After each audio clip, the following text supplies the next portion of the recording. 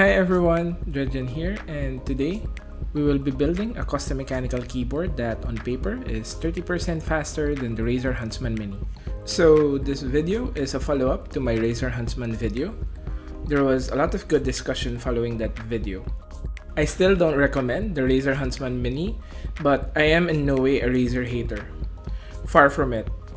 I used the Tartarus V2 for more than a year, and now I am using the Razer Seiren to record all my narratives and keyboard typing sounds here. I am in no way a microphone expert, but I did a quick look on the internet, and the first thing that came up when I was looking for a microphone was the Blue Yeti, which was too expensive. So I ended up buying this for half the price of the Yeti. I like it and it gets the job done, and I realized that some keyboard buyers are like that. They just want a decent keyboard that comes from a reputable brand. They don't want to invest too much time in researching which keyboard to buy. They will buy one keyboard and won't take a second glance until they would need to buy it again. And I think that's okay. But if you're someone who is a bit interested in getting into custom keyboards, then keep watching. Now that we have that out of the way, back to the Razer Huntsman Mini. A lot of you pointed out that despite the price and the relatively poor typing experience, you would still buy the Huntsman Mini, since it is a faster keyboard. I understand that. If you are very competitive, you want every edge that you can get. So what we'll try to do in this video is to build a custom keyboard that is within the same price range, but is faster and has a better typing experience. So I can offer you an alternative that is better than the Huntsman Mini in almost all aspects. Sounds fun? Let's get started. For this build, you'll need 3 things and we'll go through it one by one. First is a hot swappable keyboard. Second is a bag of speed switches, and the third is optional, but you might also choose to have O-rings. First, what does a hot swap keyboard mean? Well, it is a keyboard where you can change the switch by pulling it out of the keyboard, much like you would do with keycaps. The switches affect how keyboards feel, sound, and how fast the key press is registered. This gives you a lot of room to customize your board. There are a lot of choices for hot swap keyboards, but the one that we'll be using for this is the Kemove Snowfox. I am planning to review this one in the coming days, so watch out for that. This is a 60% keyboard. Much like the Huntsman Mini, it has full RGB and also supports Bluetooth connectivity. Overall, a good keyboard for its price of $80. I chose this mostly because I have it in hand and it is very similar to the Huntsman Mini. You can decide to use a different board, and there are a lot of choices in the market. If you want something from a brand that you are more familiar with, you could choose to opt for the GMMK keyboard by Glorious PC Gaming Race, who made the widely popular Model O and Model D mice. Now these boards are due for a refresh, so take that into consideration. They just had a limited drop of the GMMK Ice with updated specs, and they will be selling it in the fall. Ideally, I would have used that, but it is still in transit and will probably take a week or so to get here. The black editions can be bought now at only $60 for the bare bones version. Bare bones just means that the keyboard ships without switches and keycaps.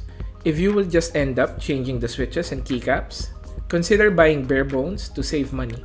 If you still want a more budget build, consider trying the GK61X from Banggood for $50. On the pricier side, things will really open up, and there will be a lot of choices that even go outside the 60% layout. The Keychron K6 is an option if you want a less gamer look for $90. If you like RGB and have money to splash, you have the Dropout, which will set you back for around $180. There are a lot of choices out there, and I have barely scratched the surface. Do your research and try to see which keyboard you might like. Second would be the speed switches. Now, deciding which switch to use could be another video on its own. Switches are usually grouped in 3 categories. You have clickies, you also have linears, which are silent and smooth, and tactile, which give a tactile bump whenever you press it. For this one, I decided to go with Kaihl speed switches. There are a couple of variants, and I went with the bronze, which is the clicky one, since the Huntsman Mini that is on the market right now is also the clicky one. This should set you back around $30. So a few things on compatibility. If you look for a board, you would usually see something that says PCB mount or plate mount. That generally relates to the number of pins. PCB is 5 pins, plate is 3 pins. It is not so much an issue, but it may result to additional work. If you have a 5-pin board, it can accept both 3-pin and 5-pin switches, so no problem there. If your board is 3-pin, it can still accept both, but you would need to cut the extra plastic feet on the 5-pin switch. For this build, I have a board that has 5-pin slots and a switch with 3 pins, so we're good. Another thing to keep in mind, if you like RGB, some switches may block the LED light, so keep that in mind. Look for an opening like this on the Kaihl speed bronze. This usually means that the light will go through the switch. Now, that is a lot of talk, which is actually representative of the process. This involves a lot of planning, but the actual work of putting it together is quite easy once you have everything. First, you would need to remove the keycaps using a keycap puller, then remove the switches using a switch puller. These would usually come with your keyboard.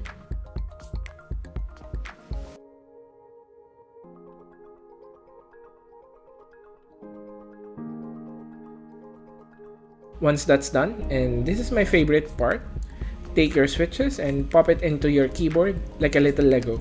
Take note of the alignment. It should be easy to see which way the switch goes by looking at the pins and the slots. You can also use the LED opening as a reference.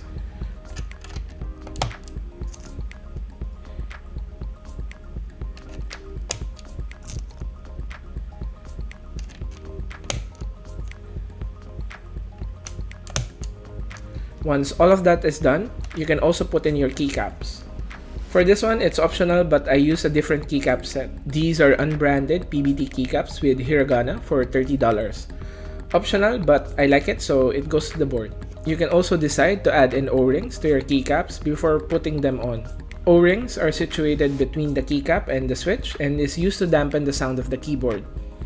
Since the switch hits the ring instead of the keycap, it also shortens your travel distance. So if you put this on, this board will now have a lesser travel distance than the Huntsman Mini.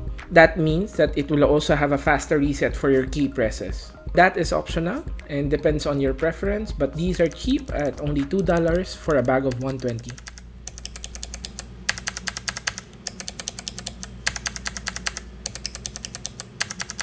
After putting it together, you need to test if all the keys work.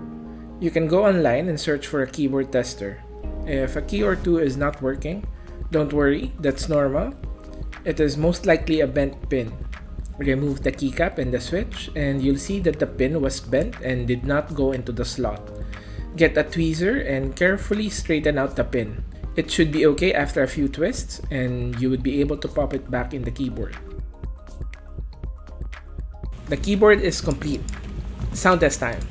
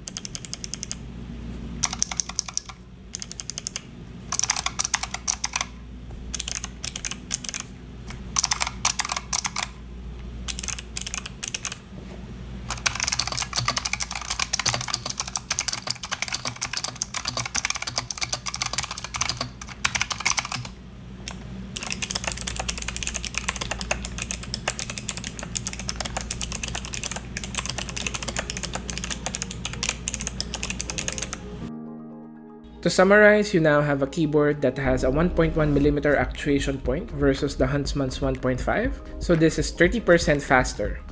You also have a shorter travel distance because of the O-rings and all at around $115 if you don't include the optional keycaps. As to how the keyboard feels, it actually feels good to type on. I've used it for work for 2 days now and it made me like clicky switches. The shorter travel also trained me to touch type and not always bottom out, so I'll keep using this keyboard for some time. As for gaming, to be honest, I did not feel any difference with both the custom keyboard and the Huntsman Mini, though your mileage may vary.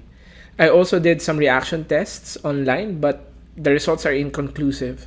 Regardless, this is a board that is, at least on paper, faster than the Huntsman Mini, at a lower price, and is a better typing experience. Hopefully, this helps you explore more choices in the future. And I'll see you around.